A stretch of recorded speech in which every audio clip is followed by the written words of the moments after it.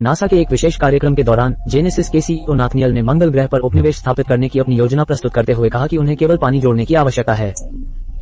उन्होंने 6 प्रतिभाशाली लोगों की टीम का भी परिचय कराया जो ये साबित करने के लिए जल्द ही रवाना होंगे कि यह संभव है। मुख्य अंतरिक्ष यात्री सारा है जो भीड़ के कुछ प्रश्नों का उत्तर देती है और समझाती है कि मंगल ग्रह पर 4 वर्ष बिताना कोई बलिदान नहीं बल्कि एक अवसर है। इसके बाद भीड़ अंतरिक्ष यात्रियों को रॉकेट पर सवार होते और एक बहुत ही प्रभावशाली प्रक्षेपण के साथ ग्रह से बाहर निकलते देखने के लिए बाहर निकलती है। अंतरिक्ष यात्रियों के साथ पॉड में विभाजित रॉकेट के हिस्सों को सावधानीपूर्वक उस स्टेशन के साथ डॉक पर ले जाया जाता है जो उन्हें मंगल ग्रह तक ले जाएगा। 2 महीने बाद सारा को फिर से उल्टी होने लगी और उसके सहकर्मी चिंतित हो गए। जल्द ही पृथ्वी पर नाथनियल तक एक बड़ी खबर पहुंचती है, सारा गर्भवती है। उन्होंने टीम को वापस आने से मना कर दिया और घोषणा की कि मिशन के दौरान बच्चे का पालन पोषण किया जाएगा, लेकिन उन्हें इसे जनता से छिपाकर रखना होगा। जब वे अंततः मंगल ग्रह पर पहुंचते हैं तो सारा तुरंत एक स्वस्थ बच्चे को जन्म देती है। दुख की बात यह है कि वो उसे केवल कुछ सेकंड तक ही पकड़ पाती है, उसके बाद उसकी हृदय गति कम होने लगती है। टीम उसकी मदद करने की पूरी कोशिश करती है लेकिन बहुत देर हो चुकी है, सारा की मृत्यु हो चुकी है। ये सारी बात नाथनियल को बता दी जाती है जो स्थिति पर चर्चा करने के लिए कंपनी में वापस आता है। मंगल ग्रह का गुरुत्वाकर्षण बच्चे के अंगों में परिवर्तन लाएगा, जिसका अर्थ है कि उसका हृदय पृथ्वी के गुरुत्वाकर्षण पर काम करने के लिए पर्याप्त मजबूत नहीं होगा और उसकी हड्डियां बड़ी हो जाएंगी। पृथ्वी पर आकर उसके बचने का कोई रास्ता नहीं है। नाथनियल इस बात को सार्वजनिक करना चाहते हैं और इसकी पूरी जिम्मेदारी लेना चाहते हैं, शायद मंगल ग्रह पर भी जाना चाहते हैं। हालांकि निर्देशक टॉम ने इनकार कर दिया और नाथनियल को याद दिलाया कि वह बीमार है, इसलिए वह यात्रा में जीवित रहेगा। अंत में वे बच्चे को मंगल ग्रह पर बड़ा होने देने और उसे गुप्त रखने पर सहमत हो जाते हैं। बैठक समाप्त होने के बाद नाथनियल एक अंतरिक्ष यान में सवार होकर ग्रह से बाहर जाने का प्रयास करता है। उड़ान तो अच्छी तरह से होती है, लेकिन जैसे ही अंतरिक्ष यान वायुमंडल से बाहर निकलता है चीजें जटिल हो जाती हैं और नाथनियल नियंत्रण खो देता है। अचानक सारी गतिविधियां रुक जाती हैं और यह पता चलता है कि यह एक अनुकरण था जिसमें नाथनियल असफल हो गया है, जैसा कि स्क्रीन पर सभी नष्ट हो जाने के संदेश से पता चलता है।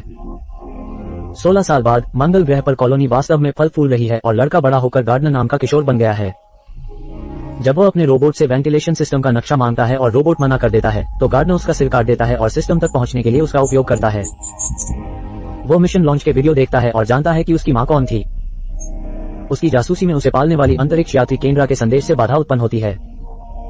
वो उसे याद दिलाती है कि ग्रीन हाउस में उसकी शिफ्ट है और उसे अपरिहार्य कहती है, लेकिन गार्डनर इस बात पर विश्वास नहीं कर पाता क्योंकि कोई नहीं जानता कि उसका अस्तित्व है।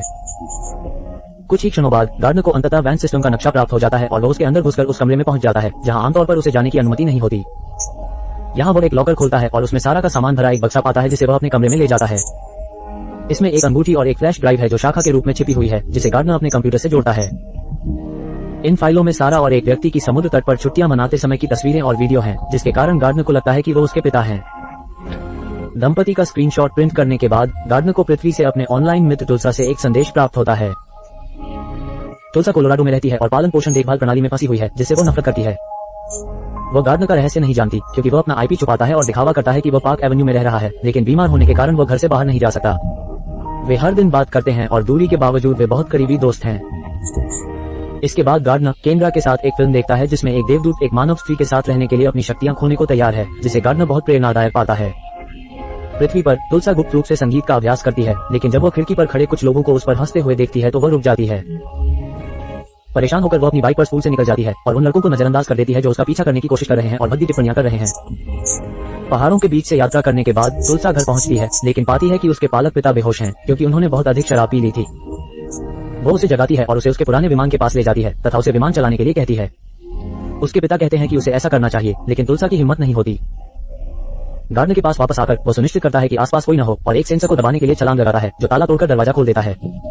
इस छलांग के कारण उसे दर्द होता है और सांस लेना भी मुश्किल हो जाता है। फिर वो तैयार होकर कार से सारा की कब्र पर जाने के लिए निकल पड़ता है। इससे वो अपनी स्थिति के बारे में और अधिक निराश हो जाता है, इसलिए वो अपनी परेशानी दूर करने के लिए पागलों की तरह गाड़ी चलाना शुरू कर देता है। हालांकि इससे कार का नियंत्रण खो जाता है और वो पलट जाती है। गार्डनर का सूट फट जाता है और उसकी ऑक्सीजन खत्म होने लगती है, लेकिन सौभाग्य से केंद्रा उसका पीछा कर रही थी और उसे बचाने के लिए समय पर पहुंच जाती है। जब वे बेस पर वापस लौटते हैं तो केंद्रा गार्डनर को जिम्मेदार न होने के लिए डांटती है और आश्चर्य प्रकट करती है कि वो इलेक्ट्रॉनिक लॉक को कैसे तोड़ पाया। गार्डनर ने बताया कि उन्होंने चुंबकीय प्रत्यारोपण का उपयोग किया जो उनके अंग के विकास पर नजर रखता है। तब केंद्रा उसे बताती है कि सारा की कब्र सिर्फ एक स्मारक है और उसकी राख को प्रशांत महासागर में फैला दिया गया है। कुछ क्षण बाद केंद्रा नाथनियल और टॉम से बात करने के लिए फोन करती है। वो उन्हें बताती है कि गार्डनर कितना बुद्धिमान है और वह समाजीकरण के लिए कितना उत्सुक है। जब नाथनियल ने बताया कि गार्डनर इस यात्रा में जीवित नहीं बचेगा तो टॉम ने बीच में ही उसे याद दिलाया कि नासा उससे नाराज है क्योंकि वो बच्चे के जन्म के बाद गायब हो गया था। नासा बच्चे की स्थिति से कभी खुश नहीं था और चाहता था कि वो पृथ्वी पर आ जाए। ऐसी कुछ प्रक्रियाएं हैं जो गार्डनर को यात्रा में जीवित रहने में मदद कर सकती हैं, लेकिन नाथनियल अभी भी प्राधिकरण पर हस्ताक्षर करने से इनकार कर रहा है। फोन रखने के बाद केंद्रा नाथनियल की पीठ पीछे कार्रवाई करने का निर्णय लेती है और गार्डनर से कहती है कि वो पृथ्वी पर जाने के लिए आवश्यक कदम उठाना शुरू कर सकता है। गार्डनर ने तुरंत तुलसा को संदेश भेजा और बताया कि उन्होंने उसकी बीमारी का इलाज ढूंढ लिया है और वह शीघ्र ही उससे मिलने आएगा। इसके बाद गार्डनर को अपनी हड्डियों का घनत्व बढ़ाने के लिए एक बहुत ही जोखिम भरी प्रक्रिया से गुजरना पड़ता है, जिसके बाद उसे पृथ्वी के गुरुत्वाकर्षण के अभ्यस्त होने के लिए ढेर सारी भौतिक चिकित्सा से गुजरना पड़ता है। जब वो प्रशिक्षण नहीं ले रहा होता है तो गार्डनर चालक दल के भंडारण में रखे बटुए से सारा पैसा निकाल लेता है। वो प्रेमालाप के बारे में अधिक जानने के लिए रोमांटिक फिल्में भी देखता है।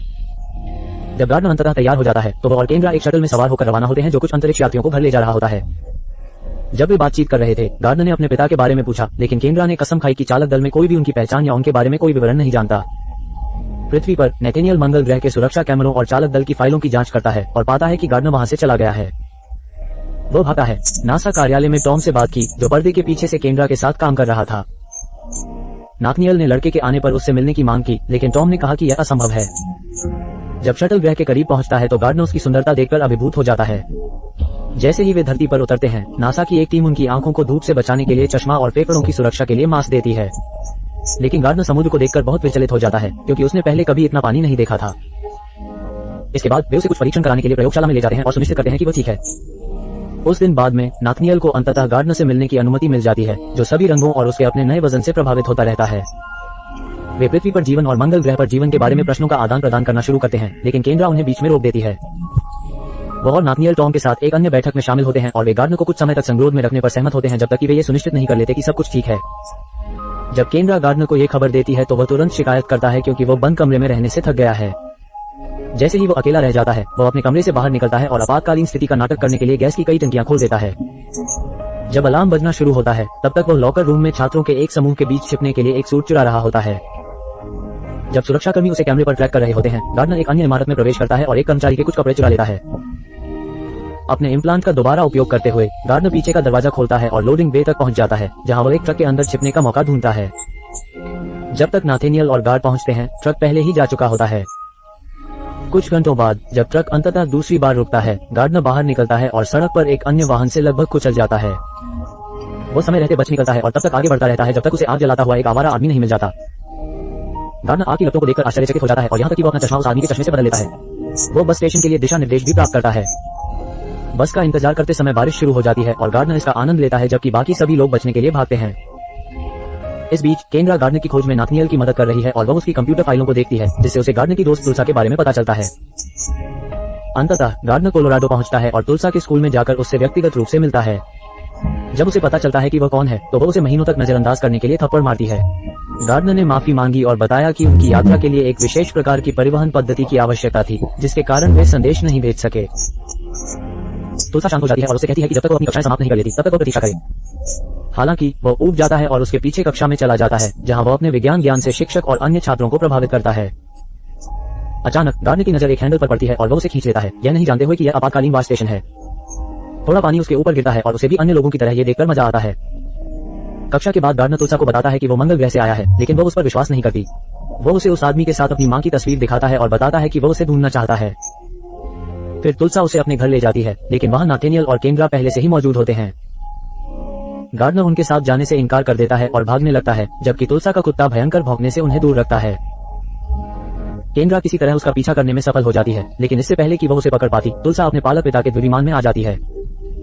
जैसे ही नाथनियल एक वैन में पीछा करने वालों के साथ शामिल होता है, गार्डनर इतनी तेजी से दौड़ता है कि वो विमान पर कूद जाता है और तुलसा अंततः उड़ान भरती है। जैसे ही वे उड़ते हैं, गार्डनर हवा के झोंके और शानदार दृश्यों को देखकर आश्चर्यचकित हो जाता है। अंततः विमान का ईंधन खत्म होने लगता है, इसलिए उन्हें आपातकालीन लैंडिंग करनी पड़ती है। तुलसा फ्रीवे चुनता है और नीचे जाने लगता है, तभी उसे एक ट्रक अपनी ओर आता हुआ दिखाई देता है। शुक्र है कि तुलसा ने तेजी से प्रतिक्रिया की और उसके ऊपर उड़ने में सफल रही। फिर अंततः वो जमीन पर उतरती है, जिससे कई कारें सड़क से उतर जाती हैं। इस विमान में ब्रेक नहीं है और यह आगे बढ़ता रहता है तथा एक इमारत के बहुत करीब पहुंच जाता है। किशोर विमान से तुरंत कूद जाते हैं और खुद को बचा लेते हैं, इससे पहले कि विमान इमारत से टकराकर फट जाए। इस बीच नाथनियल और केंद्रा हेलीकॉप्टर से उनका पीछा कर रहे हैं। जब नाथनियल अचानक कोई कदम उठाता है, तो केंद्रा गलती से जीपीएस और फुटेज वाला टैबलेट गिरा देती है। जब तक वो उसे उठाती है, तब तक वो केवल विस्फोट देखती है और मान लेती है कि किशोर मर चुके हैं। तुलसा और गार्डनर के भाग जाने के बाद अग्निशमन दल, पुलिस और नासा के एजेंट वहां आ जाते हैं। टॉम ने पुष्टि की कि वहाँ कोई शव नहीं है। इसका अर्थ है कि किशोर जीवित हैं। नाथेनियल घबरा जाता है और सारा दोष केंद्रा पर डाल देता है, जो टूट जाती है और उसे याद दिलाती है कि वह इतने वर्षों से मंगल मिशन का नेतृत्व कर रही है, जबकि मूल रूप से यह उसका काम था। कुछ ही देर बाद गार्डनर और तुलसा शहर पहुंचते हैं और तुलसा एक फोन का उपयोग करके डीलरशिप से कार चुरा लेती है, जबकि कार का मालिक किसी ग्राहक के साथ होता है। दोनों ग्रामीण इलाकों से होकर यात्रा करते हैं और तुलसा गार्डनर से उसके जीवन के बारे में और प्रश्न पूछती है, लेकिन जब गार्डनर कहता है कि वह मंगल ग्रह से आया है और नासा उसका पीछा कर रहा है, तो उसे अब भी विश्वास नहीं होता। क्रोधित होकर वह कार रोकती है और उस पर चिल्लाना शुरू कर देती है तथा बताती है कि वह अपने जीवन में झूठ बोलने वाले सभी लोगों से थक चुकी है। गार्डनर उसकी स्थिति के प्रति सहानुभूति दिखाता है और उसे कार में वापस लाने के लिए फिल्म के सज्जन व्यक्ति की तरह व्यवहार करता है। उस समय गार्डनर सड़क पर किसी बड़ी चीज को चलते हुए देखकर डर जाता है, इसलिए तुलसा को उसे समझाना पड़ता है कि वह तो घोड़े पर सवार एक आदमी है। कुछ घंटों बाद दोनों एक भोजनालय में रुकते हैं और एक माँ के अपने बच्चे के साथ बाथरूम की ओर भागने का इंतजार करते हैं। फिर तुलसा उस टैबलेट का उपयोग करती है जिसे उसकी माँ ने मेज पर छोड़ा था तथा उसे बताती है कि उसके फोन की तरह इसका पता नहीं लगाया जा सकेगा। उसे सारा की कहानी इंटरनेट पर मिलती है, लेकिन उसकी मौत को एक फर्जी मुकदमा विफलता की कहानी से छुपाया गया है। तभी गार्डनर अंगूठी निकालता है और तुलसा देखती है कि वह एक बड़ी अंगूठी का आधा हिस्सा है। इस पर कुछ उत्कीर्ण शब्द भी हैं, इसलिए वह उन्हें खोजती है और जानती है कि वे एरिजोना में एक मूल जनजाति द्वारा बोली जाने वाली भाषा में लिखे गए हैं। इसका अर्थ है आधे हिस्से का पुनर्मिलन, प्रेम, अनंत काल, और इस पर एक ओझा द्वारा हस्ताक्षर किया गया था, जिससे उन्होंने यह निष्कर्ष निकाला कि यह एक विवाह की अंगूठी है। उसी समय उनके पीछे खड़ा लड़का उनके साथ सेल्फी लेता है। मामला और भी बदतर हो जाता है जब पुलिस आ जाती है और माँ बाथरूम से बाहर आ रही होती है, इसलिए दोनों को भागना पड़ता है। इस बीच नेथेनियल और केंद्रा को पुलिस द्वारा सूचित किया जाता है कि उन्हें भागे हुए किशोरों का एक जोड़ा मिल गया है, लेकिन वे गलत लोग निकलते हैं। नाथेनियल घबरा जाता है और स्वीकार करता है कि उसने कई गलतियां की हैं, जैसे हार मान लेना। तभी केंद्रा को लैब से फोन आता है कि टेस्ट के नतीजे अच्छे नहीं हैं और गार्डनर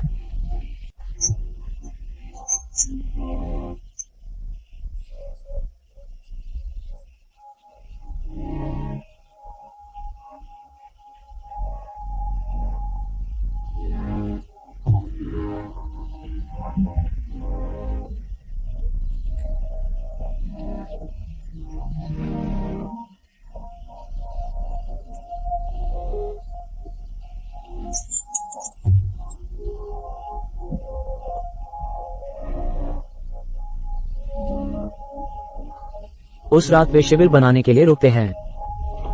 तुलसा कार रेडियो पर कुछ संगीत बजाती है और गार्डनर के साथ तब तक नृत्य करती है जब तक वे चुम्बन नहीं कर लेते। इसके बाद वे दोनों एक ही स्लीपिंग बैग में सोते हैं और पहली बार साथ में सोते हैं जब गार्डनर तुलसा से कहता है कि वो उसे मानवीय एहसास कराती है। अगले दिन उन्हें उस क्षेत्र में एक महिला मिलती है और वे उससे ओझा के बारे में पूछते हैं। सौभाग्य से वो उसे जानती है और किशोरों को उसके पास ले जाती है।